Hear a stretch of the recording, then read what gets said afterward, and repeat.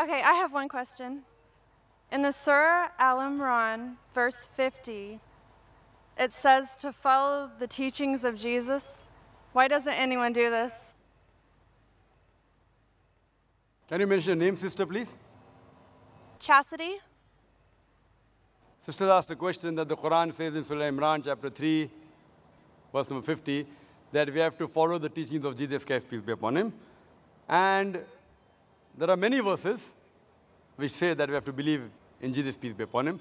Sister, let me clarify that Islam is the only non-Christian faith which makes it an article of faith to believe in Jesus Christ, peace be upon him. No Muslim is a Muslim if he does not believe in Jesus Christ, peace be upon him.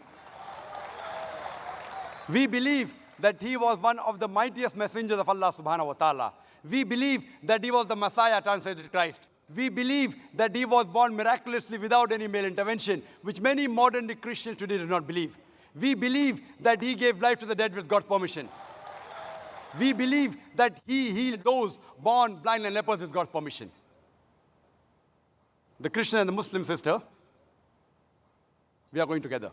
But one may ask, where is the parting of ways? The parting of ways is, sister, that many Christians, they say that Jesus Christ, peace be upon him, he claimed divinity. He said that he was Almighty God.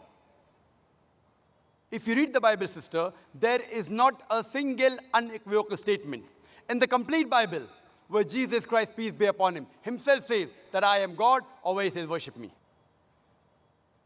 If any Christian can point out a single unequivocal statement, a single unambiguous statement in the complete Bible where Jesus Christ, peace be upon him, himself says that I am God, or where he says worship me, I am ready to accept Christianity today.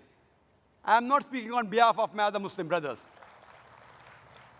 In fact, if you read the Bible, it's mentioned in the Gospel of John, chapter number 14, verse number 28. Jesus Christ, peace be upon him, said, my Father is greater than I.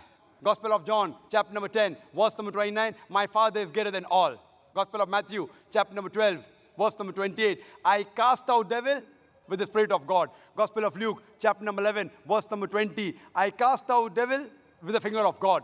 Gospel of John, chapter number 5, verse number 30, I can of my own self do nothing. As I hear, I judge, and my judgment is just. For I seek not my will, but the will of Almighty God.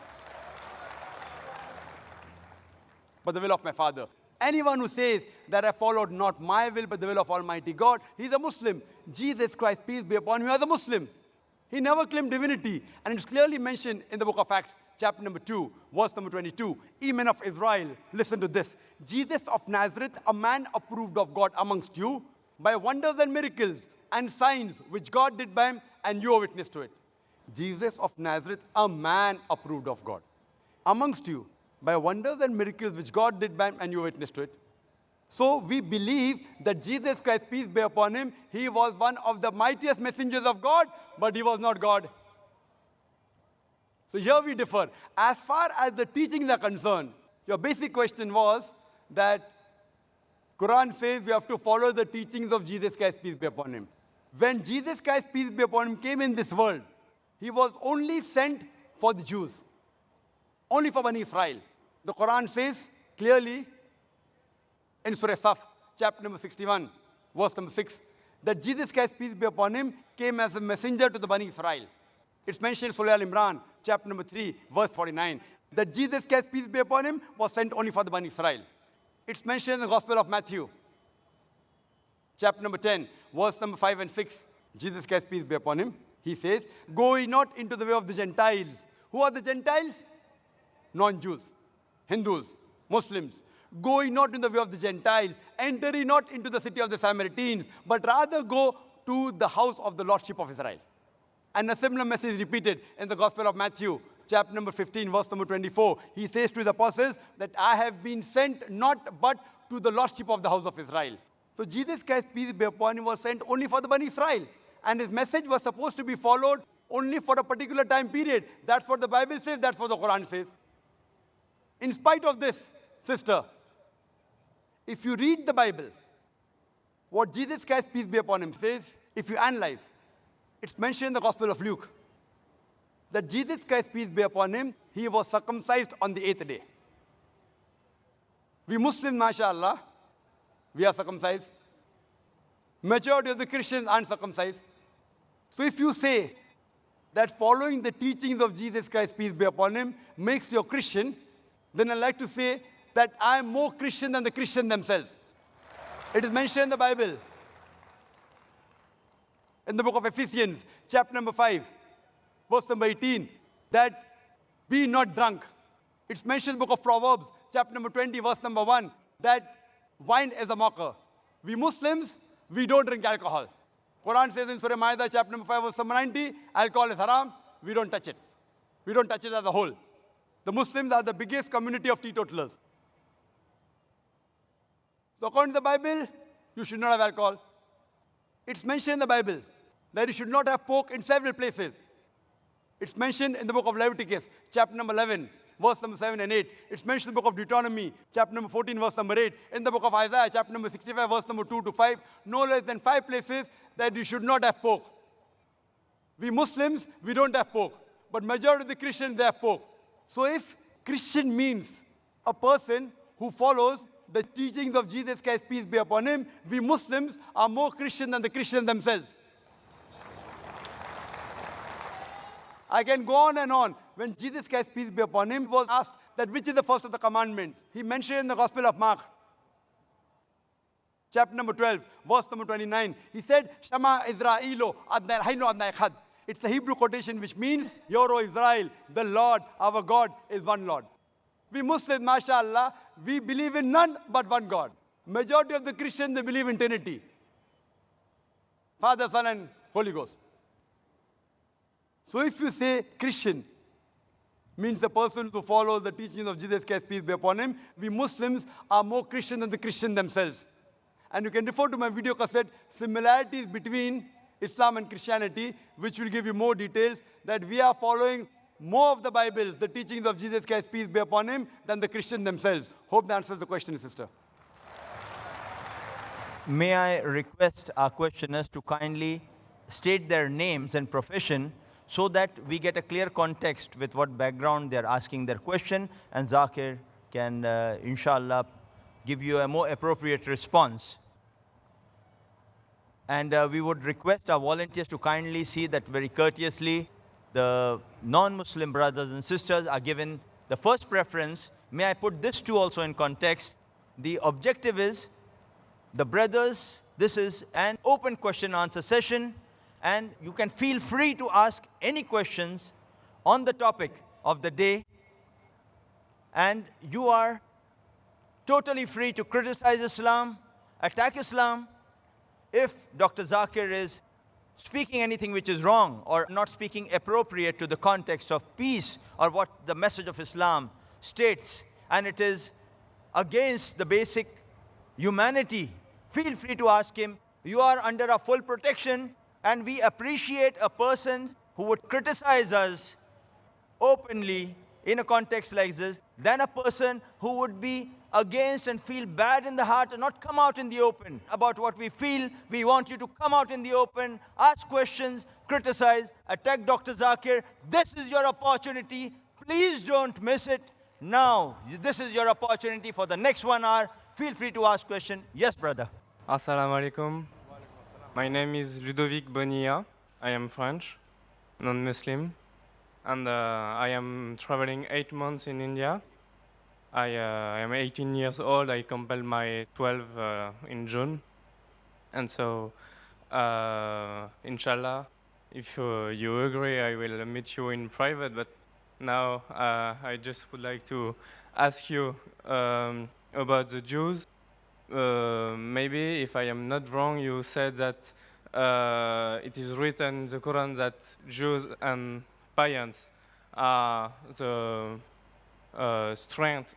strong enemies of believers, Muslim believers, And I would like to know how this verse can favorize peace in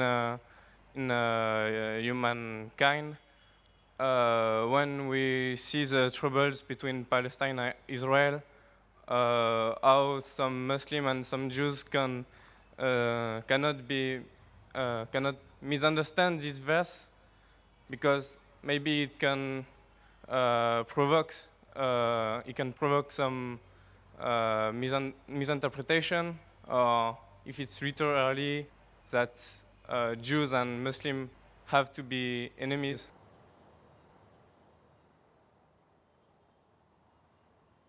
Brother asked a very good question.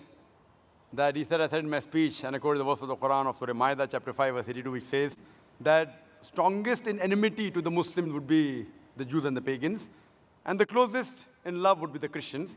So if they wanted to create enmity when they say that the Jews and the Muslims should fight, the Quran doesn't say Jews and the Muslims should fight. The Quran says strongest in enmity to the Muslims, to the believers will be Jews. It does not say that Muslims should fight with the Jews. It doesn't say that. But it says that the Jews, by nature as a whole, they'll be against Muslims. And I told in my lecture, there are many Jews who accepted Islam. There are many Jews who are good to Muslims. But as a whole, if you take Jews as a whole and the Christians as a whole, the Christians are closer than the Jews as a whole. This is a fact. For example, the Quran says that the Jews are intelligent also. So that's a fact. If they're intelligent, they're intelligent. That doesn't mean that it hides the fact. And the Quran also says that they will be as a whole a staunchest enemy. So this is one of the falsification tests. That today, if you want to prove the Quran wrong, if the Jews get together, all of them, and they decide, let's prove the Quran wrong. At least for 3-4 years, we will be better than the Christians. Let's stop the war of Palestine. You know the Palestinians? The Jews were kicked out by Hitler.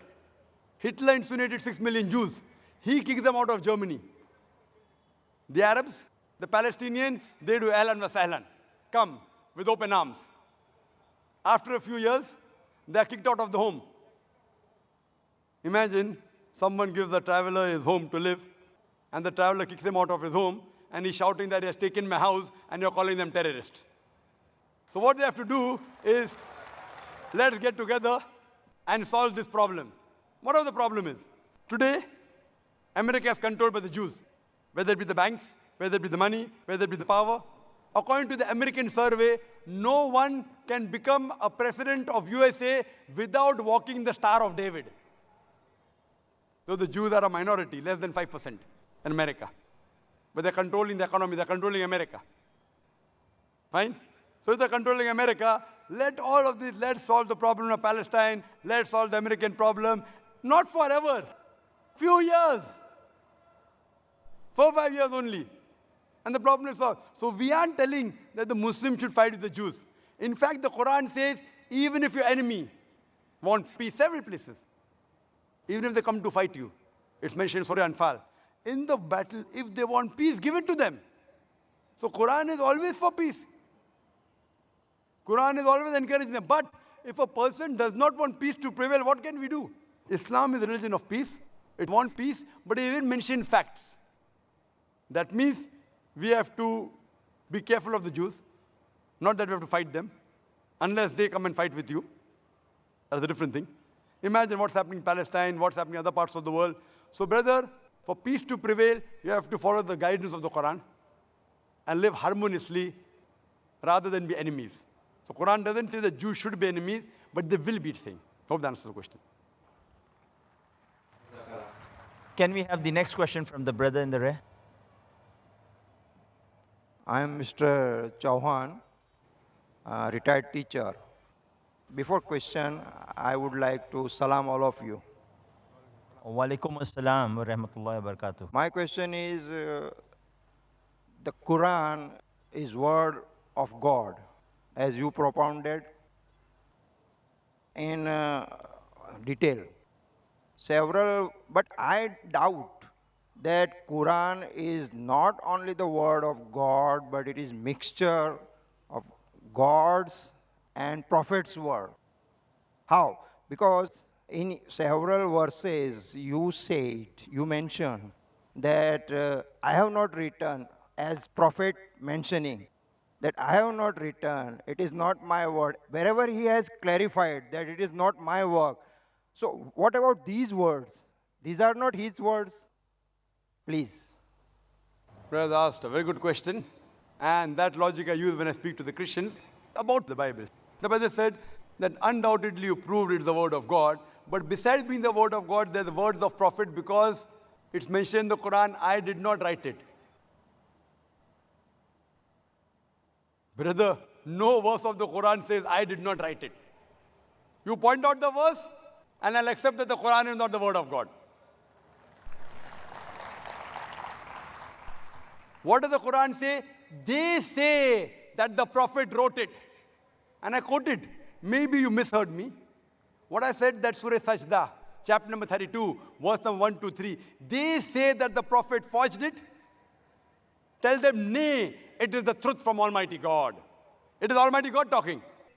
If the prophet wrote it, then I agree with you. This is what is mentioned in the Bible.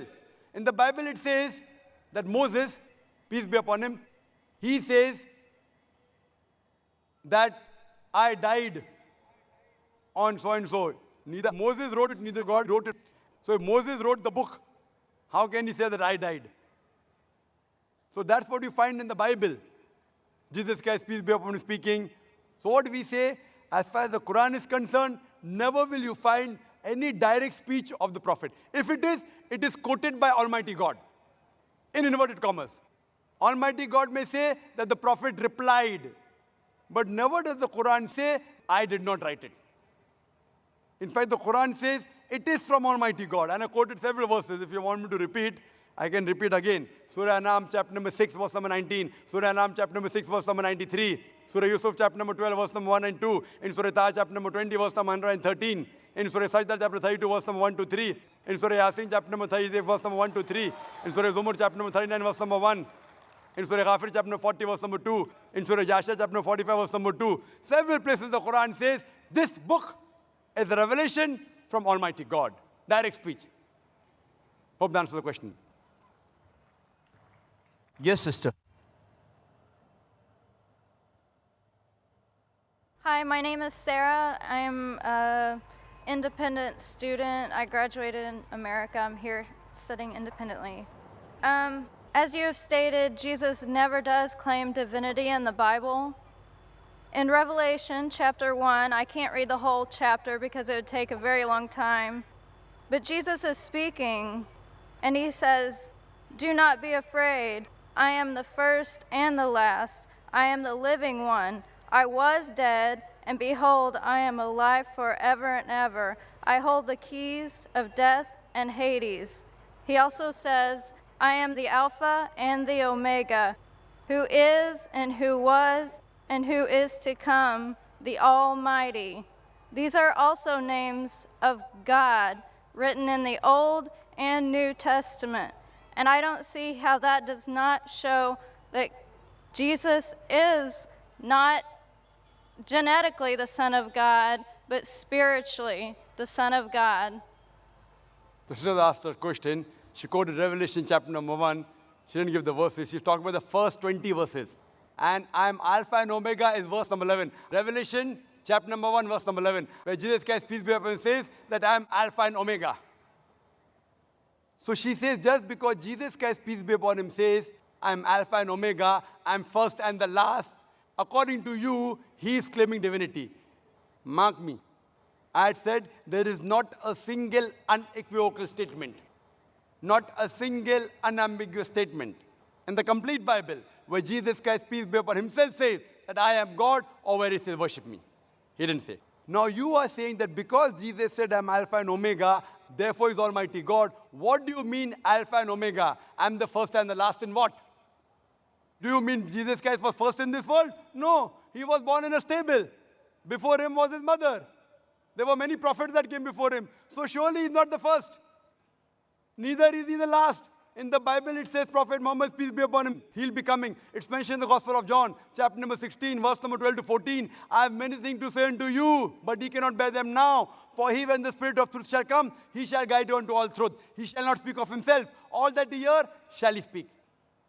He shall glorify me. He shall show you things to come. Talking about Prophet Muhammad, peace be upon him. So what does this word Alpha and Omega mean? It does not mean that he's first and the last, actually, literally. Because there were many people who came before him, and there are many people who came after him. What does it mean? That in the law of God, whatever the messenger says, the law of God He is first and last. At the time of Moses, Moses was Alpha and Omega as far as the law of God was concerned. Whatever he taught had to be followed. At the time of Jesus, Jesus Christ, peace be upon him, his teachings were Alpha and Omega. It had to be followed. At the time of Prophet Muhammad, peace be upon him, his teachings are Alpha and Omega. It is the first and the last. It does not mean that he claimed divinity. So therefore I said, any unambiguous statement, if you literally mean you are first and last, if you read the Bible disagrees. There were many people who came before Jesus Christ, peace be upon him. He was born in the womb of the mother. And various people came after him also. So surely, sister, therefore I said, unambiguous, unequivocal statement. Hope that answers the question. Yes, brother. My name is Aryaputra Kumar Narayan Singh Konte from Delhi. I speak continue English to English. I am very sorry. Sir मैं पूछना चाहता हूँ क्या भगवान के बनाए हुए सभी नियमों में परिवर्तन होता रहता है क्या? मैं इसलिए पूछना चाहता हूँ क्योंकि इस्लाम धर्मावली बोलते हैं कि यानी कि मनुष्य का कभी पूर्ण जन्म नहीं होता है, और जबकि श्रीमद् भागवत गीता में श्री कृष्णा ने अर्जुन से कहा है, हे पार्थ, कि इंसान यानी कि कई बार जन्म लेता है, शायद तुम्हें नहीं मालूम है, मेरे कई जन्म हो चुके हैं। मैंने पहला जो गीता का ज्ञान दिया था वो पहले मनु को दिया था, जिसे आप शायद नू इस्लाम का नाम से जानते होंगे, और दूसरी बार कहते हैं कि मैंने सूर्य देव को ये ज्ञान दिया था, उसके बाद मैं आपको दे रहा हूँ। तो सर आप क्या बता सकते हैं कि मनुष्य का पूर्ण जन्म होता है या नहीं होता है? क्या भगवान के बनाए हुए नियमों में क्या परिवर्तन होता रहता है कि समय अनुसार? मैं ये पूछना चाहता हूँ। The brothers asked two questions. The first question is, can there be change in the law and the teachings of Almighty God? Can there be changes? And question two is that can a person be reborn? Can he be reborn? And he quoted a verse of the Gita, which I'll come to it later on. As far as the first question is concerned, can the laws of God keep on changing? If the law of God is time-bound, if it's meant for only a particular group of people and for a particular time period, it will keep on changing.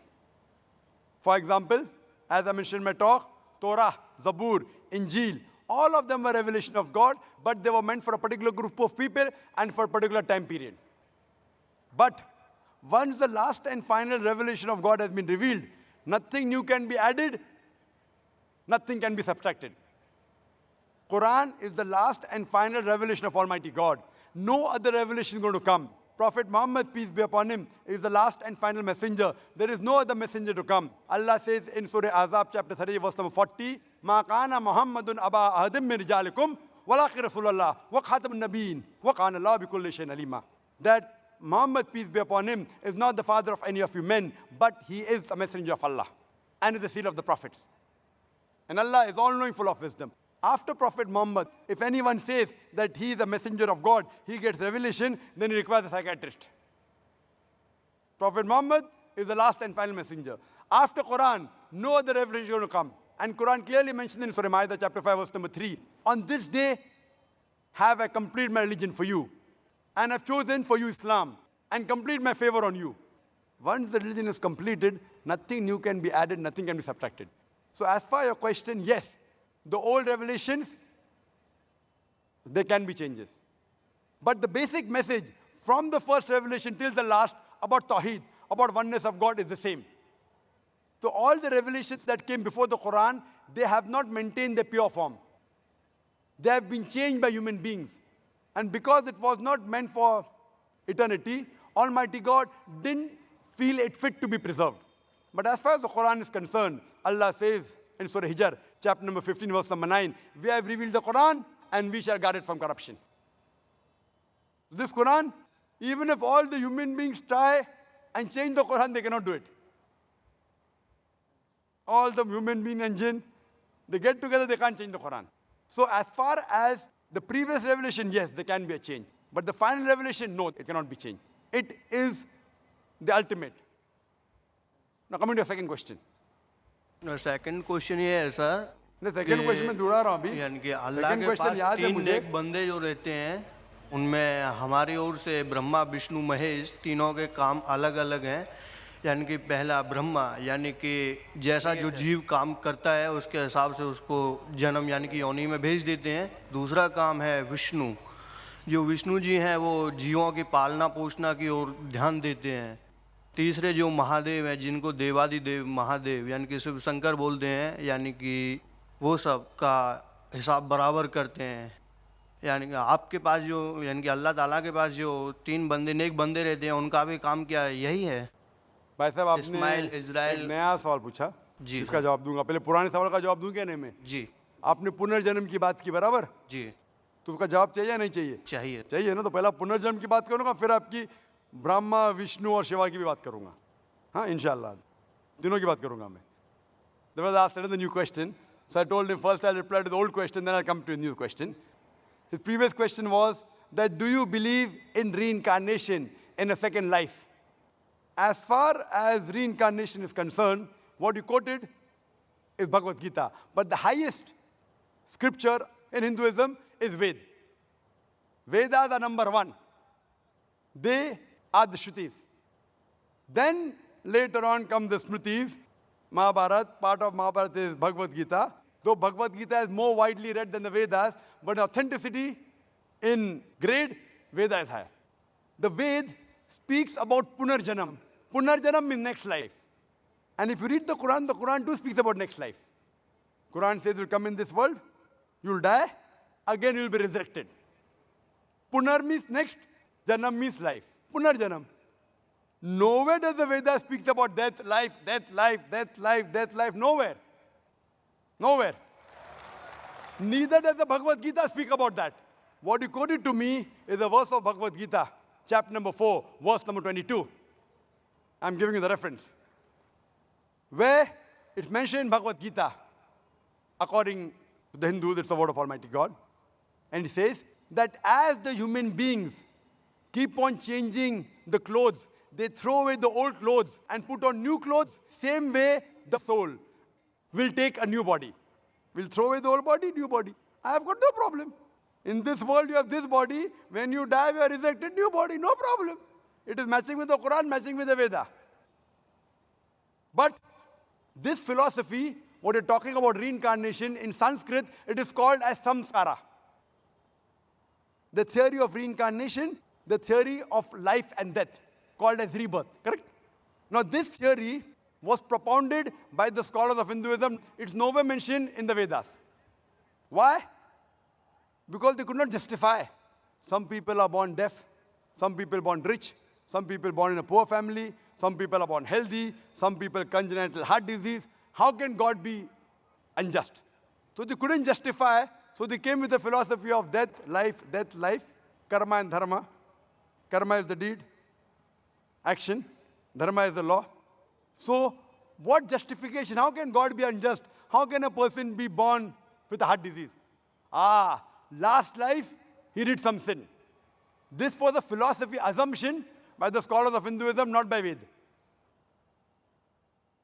So then they came with this philosophy, and they say that if you do good deeds, in your next life, you will be born of a higher degree. And the universal brotherhood of Hinduism is all living creatures are brotherhood. So maybe you're born sometime as a cockroach, sometime as a rat, sometime as a cat, sometime as a dog, sometime as human being. Human being is the highest level. So if you do good deeds, you're born higher. If you do bad deeds, you're born lower. Fine? And you're born as a human being 7 times. How many times? 7. This is the philosophy of the Hindu scholars, called as samsara. Now I'm asking you a question, brother. In this world, sin is increasing or decreasing? Sin, पाप बढ़ रही है कि घट रही है? बढ़ रही है, माशाअल्लाह, very good. Sin is increasing. Population of human being, इंसान जो जनता, इंसान है बढ़ रही है कि घट रही है? Population बढ़ रही है कि घट रही है? बढ़ रही है, माशाअल्लाह. So sin is also increasing and human beings are increasing. If sin is increasing, human beings should decrease. So what we realize, logically it's not correct. Therefore, I believe in Punarjanam. Punarjanam is next life, which even Quran speaks about next life. But only one. You come in this world only once. Now coming to your third question about Brahma, Vishnu, Mahesh or Shiva? Same. Two names, Mahesh and Shiva, same. But more popular known as Shiva. Right? The creator, the destroyer, the sustainer. Brahma, Vishnu, Shiva. And you ask me that does God have these three forms? No, God doesn't have three forms. Does he have any people? Yes, he has many angels. See, alone God is sufficient. He does not require anyone's help. But if he wants, he can do it through an angel, if he wants. If he doesn't want, no problem. He just wills, and it is. Kun fayakun. Be, and it is. As far as the Hindus, what they believe in somewhat similar Trinity, what the Christians believe, even the Hindus believe. That Almighty God, one God is God to create, Brahma. One God is God to destroy, Shiva. One God is God to sustain, Vishnu. So separate God for creation, separate God for sustaining, separate God for destroying. The Quran says in Surah Anbiya, chapter 21, verse number 22, if there were gods more than one God, surely they would have fought among themselves. And Quran says in Surah Mu'minun, chapter number 23, verse number 91, that if there were many gods, they would have piled upon one another. And that's what we find in the Hindu mythology. One God fighting with the other God, one God defeating the other God, third God helping the second God. How can gods fight? So best is only one God. Superpower is only one. And that is what the Ved says. If you ask a common Hindu, how many gods does he believe in? Some will say 3, some will say 100, some will say 1,000, some will say 33 crores, 330 million. But if you ask a learned Hindu that how many gods should a Hindu believe in, he will tell you Hindu should believe only in one God. But the common Hindu, he believes in a philosophy known as pantheism. What he says, that everything is God. The tree is God, the sun is God, the moon is God, the human being is God, and the snake is God. What we Muslims say, everything is God's. G-O-D with an apostrophe S. Everything belongs to God. The tree belongs to God, the sun belongs to God, the moon belongs to God, the human being belongs to God, as well as the snake belongs to God. So the major difference between the Hindus and the Muslims is the Hindus say everything is God, we Muslims say everything is God's. G-O-D with an apostrophe S. The major difference is apostrophe S. If we can solve this difference of apostrophe S, the Hindus and the Muslims will be united. How do we do it?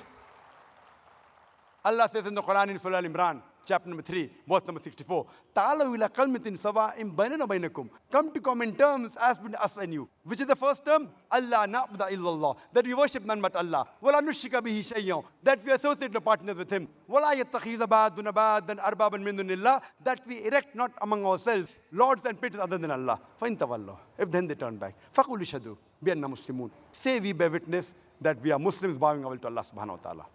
The best way to analyze any religion is not to try and understand what the followers are doing, but you have to analyze the scriptures. Now, if we analyze the Hindu scriptures, if we read the Upanishads, which Ved Upanishad the highest, it's mentioned in Chandogya Upanishad, chapter number 6, section number 2, verse number 1, Ekkam evidityam. God is only one without a second. It is a Sanskrit quotation.